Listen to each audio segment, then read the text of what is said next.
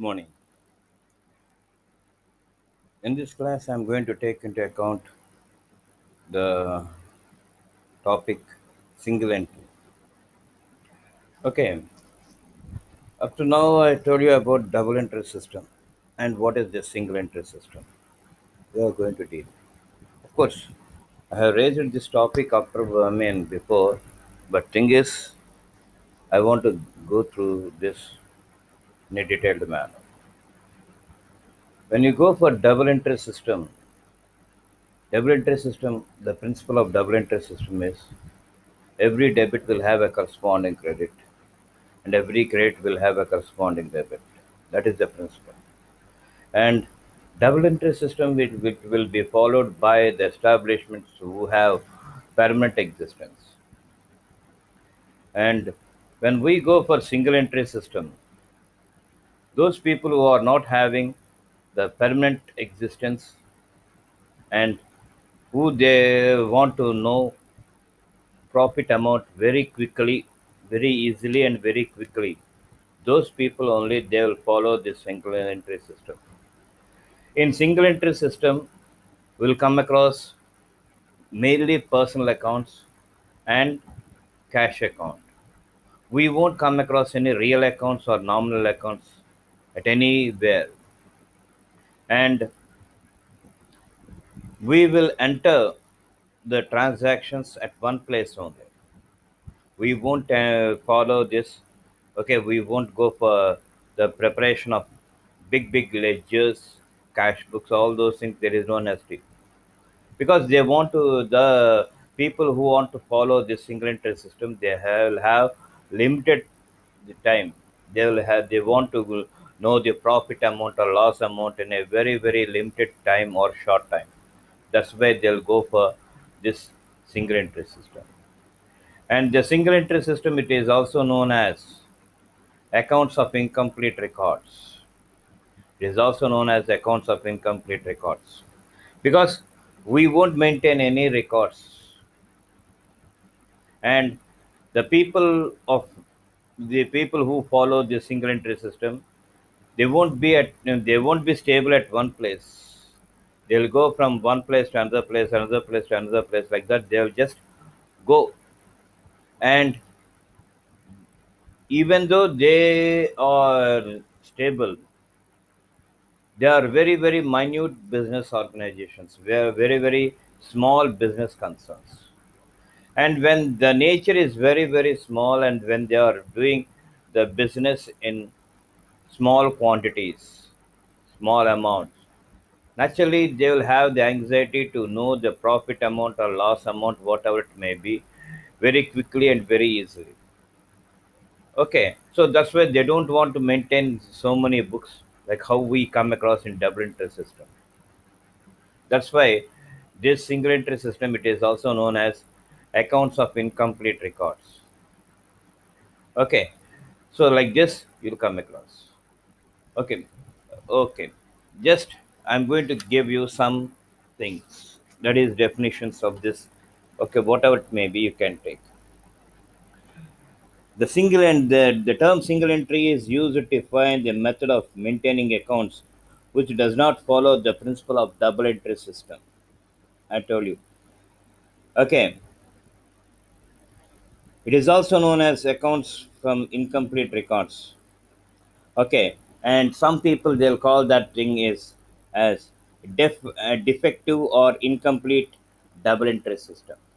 Single entry system, it can also be called as defective or incomplete double entry system. Okay, a person by name Kohler, he defined this system as a system of bookkeeping in which, as a rule, only records of cash and personal accounts are maintained. It is always incomplete double entry, varying with the circumstances. Varying with the circumstances. So I already told you that we will keep only personal accounts and cash account. No other real accounts are maintained in this book. That is the definition that we come across according to Kohler. Okay,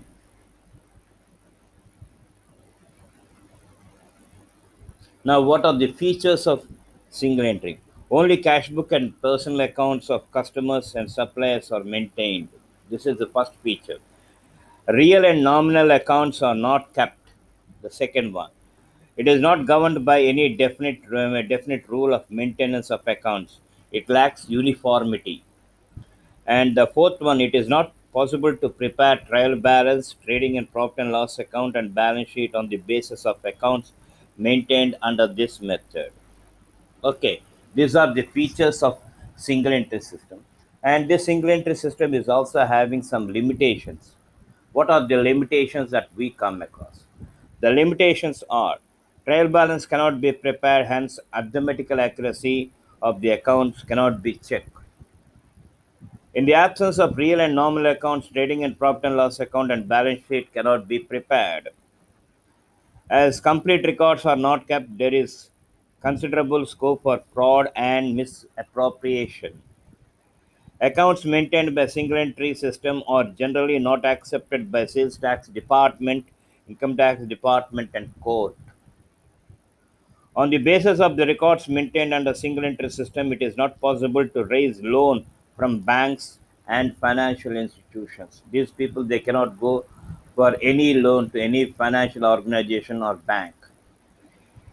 Okay, it is difficult to sell business because proper values of assets, including goodwill, are not provided under this system. Okay, so these are nothing but the limitations that we come across.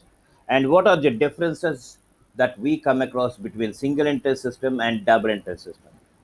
Okay, differences between double entry system and single entry system, one by one. Okay, I'm going to give you double entry system. First one, it is based on certain principles and assumptions in double entry system. Coming to single entry system, it is not based on any principle or assumptions. Okay, second one is double entry system. Both aspects of a transaction are recorded, debit, credit. Both the things are recorded in double entry system. Both aspects of each transaction are not recorded in single entry system. Third one, all types of accounts, personal, real, and nominal accounts are recorded. Okay, in double entry system. Now coming to single entry system. Usually personal accounts of customers and suppliers and cash account are maintained. Real accounts and nominal accounts are not maintained in single entry system. Okay, next difference. Arithmetical accuracy can be checked by preparing trial balance. Here there is no arithmetical accuracy. Arithmetical single entry, arithmetical accuracy cannot be checked because trial balance cannot be prepared. Okay, ma. Now double entry system. Next one. True profit or loss of the business can be ascertained by preparing profit and loss account in double entry system. In single entry system, true profit or loss cannot be ascertained as profit and loss account cannot be prepared. We won't prepare the profit and loss account under single entry system. Next difference in double entry, financial position of the business house can be ascertained by preparing balance sheet in double entry system. Okay, and the same thing in single entry. The various assets and liabilities, the various assets and liabilities accounts are not maintained in the books, hence balance sheet cannot be prepared. Okay, next difference amount. Books double entry system. Books maintained by this system are reliable and accepted by income tax and sales tax departments and courts. Okay, in single entry system. Books maintained under this system are not reliable and not accepted by tax officials and courts in single entry system. Okay, the last difference I'm going to. Financial statements in double entry system. Financial statements prepared under this method can be used for analysis of financial position by preparing gross profit ratio, net profit ratio, operating ratio, etc. in double entry system. Now coming to single entry system. Accounts maintained under single entry are not useful for analysis of financial statements. Okay, so these are the nothing but the differences that we come across. And one thing you have to understand that. So these I mean You are telling these some people they will go for single interest system. Who are they? Can you give us the examples? Tiki shops. Okay, that is very very small businesses, very very small businesses. Okay, doing business, and when they want to know the profit quickly and early, those people only they will follow the single interest system. And another thing is those business people who won't who would not stay, who would means who would not stay at one place. Okay, those people only they will prepare the single interest system. Okay, they have to travel, they have to go from one place to another place. When there is no, that is, I'm going to give you an explanation. When there is no business, when they think that there is no business over here in this locality, definitely they have to shift to other locality or place. So in such case, automatically those people they will follow this single interest system. Okay, when you take into account the permanent existence, when you are having a permanent existence, okay, those people, those business people, they will always concentrate to go for double interest system. For example, they establish Chandana Brothers, Sharmas, all these people they are established. They won't move. Okay, like vagabonds, they won't go from one place to another place. Their business is stabilized, and they will come to that place. Today you will see the same shop over there, and if you see tomorrow, the same shop will be there. So they won't move like some business people who are doing small businesses. Okay, push carts, okay, and small food sellers, and cycle shops, cycle repairing shops. All these people they'll go for a single interest system because they don't want to, they don't know the, first of all they don't know the man the rules regulations that we have to keep, and every transaction what we come across it will have two effects. All this knowledge they don't have. What they have, what they know is we are doing some business and we want to get profit. That's all. Okay, to how many people we sold and from whom we purchased. Okay, all these things only they'll take. That's why this type of business it, I will have the personal accounts as well as the cash account. Okay, they don't maintain the other books. So like this, you'll come across single entry. And you may ask me, so how the people they'll come to know about the profit? First of all, they have to prepare two statements somehow. That is mainly okay. They'll go for statement of profit and loss, profit or loss. That is the thing that they prepare. Statement of profit or loss. That's all. There is a matter. Okay. So in this statement of okay profit or loss, what they will do? Okay, they'll go against to the main rule. In double interest system, will take into account all the with me. Will take into account the opening capital, all those things they'll take into account, and we'll come to know about the closing capital. But these people,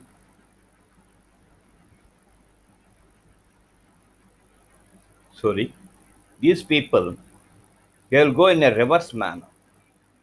They'll go in a reverse manner. They'll take into account first of all the closing capital.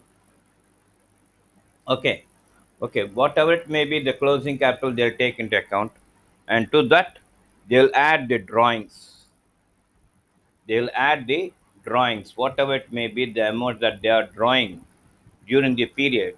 They will add that, and from the balance, whatever it may be, the balance, they will deduct the additional capital, interest on capital. Okay, all these things they'll deduct, and after deducting whatever it may be the amount that they come across, they'll call that thing as adjusted capital. They'll call that thing as adjusted capital. and from the adjusted capital they will deduct the opening capital. Okay, when they deduct the opening capital from the adjusted capital, whatever it may be the quotient, whatever it may be the result, they'll take that as profit. They'll take that, or they'll consider that as profit. And if adjusted capital is less and opening capital is more, they'll get loss. Okay, like that, they'll prepare statement of profit or loss. That's all. There is a matter.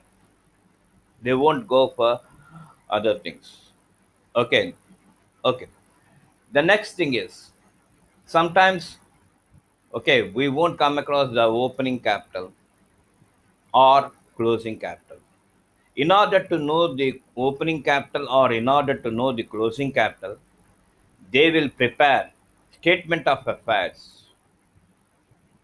Okay, statement of affairs at the beginning as well as statement of affairs at the end. So when they prepare the statement of affairs at the beginning, they'll come to know the opening capital, and when they prepare statement of affairs at the end, they'll come to know about the closing capital.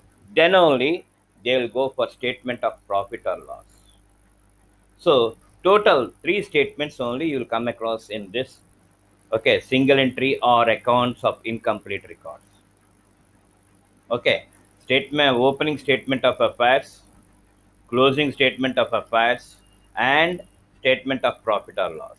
Only three things only they will concentrate and they will prepare. Sir, opening main statement of affairs. In order to know the opening capital, closing statement of affairs. In order to know the closing capital, and when they prepare this, opening as well as closing, then the last one is nothing but statement of profit or loss. In statement of profit or loss, whatever it may be, they'll take into account the first the closing capital. Then for the closing capital, I'm repeating that. Okay, don't think otherwise. I'm repeating that. They'll take the closing capital. They will add interest on drawings, whatever it may be. They will add that, and from the amount whatever they derive, they'll deduct further capital or additional capital, whatever it may be. Okay, interest on capital, all these things, interest on loan, whatever it may be, they'll deduct that. And after deducting whatever it may be the result, whatever it may be the balance that they come across, they'll call that thing as adjusted capital. Okay, and they'll see, okay, whether the adjusted capital is more or the opening capital is more. When adjusted capital is more than opening capital, the difference they'll consider that as profit. Suppose if it is reversed, that is, if adjustment capital is less and opening capital is more, then automatically they'll take that it is nothing but loss. Like this, they'll prepare the accounts from single entry or accounts of incomplete records. Okay, ma. So what are the differences? Sorry, what is the difference between a balance sheet and a statement of affairs? Okay, the balance sheet and statement of affairs, they are one and the same. We'll prepare in one manner. But thing is, in balance sheet, you will come across all the values. You will see all the values. That is, assets values and liabilities values, capital, everything will be given. Thereby, you can be in a position to know the financial position. That is about balance sheet.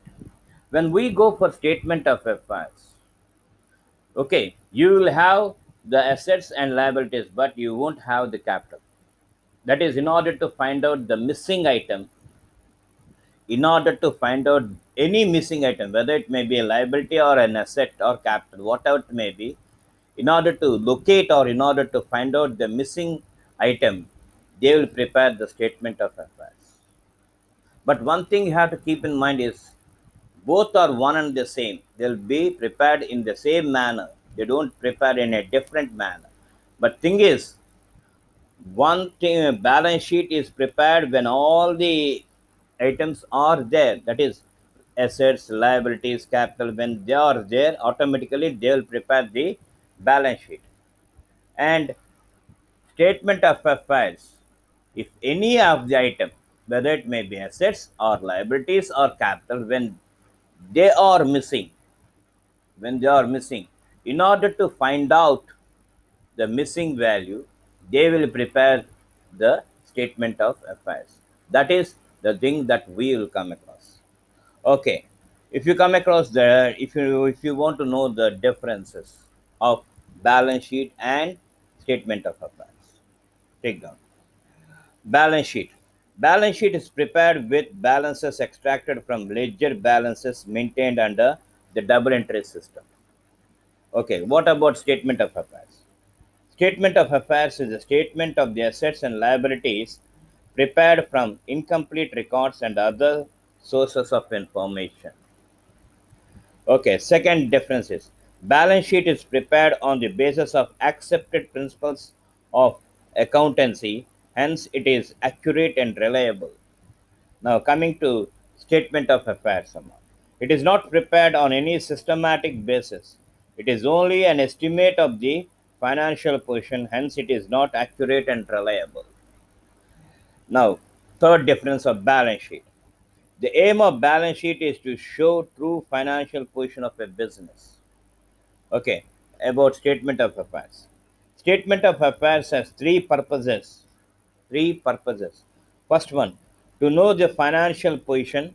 First one. Second one, to find out capital. The second one. And third one is to know the profit or loss on the basis of difference between the closing and opening capitals. For this purpose, they will prepare the statement of affairs. Now, coming to balance sheet again. Balance sheet is prepared after the preparation of profit and loss account. Okay, a statement of profit or loss is prepared after the preparation of statement of affairs. First of all, you have to prepare the statement of affairs. Then only you have to prepare the statement of profit or loss. Okay. The last difference in for balance sheet. If any asset or liability is omitted to be taken in balance sheet, it will be deducted by non-agreement of the balance sheet.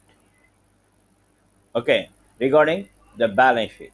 Now coming to statement of affairs. Omission of any asset or liability cannot be detected in statement of affairs.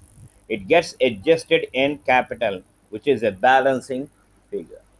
These are nothing but the differences between balance sheet and statement of affairs. This is about the single entry system or accounts of incomplete records. Okay, simply let us call that thing as single entry. And tomorrow we are going to continue the class. Thank you.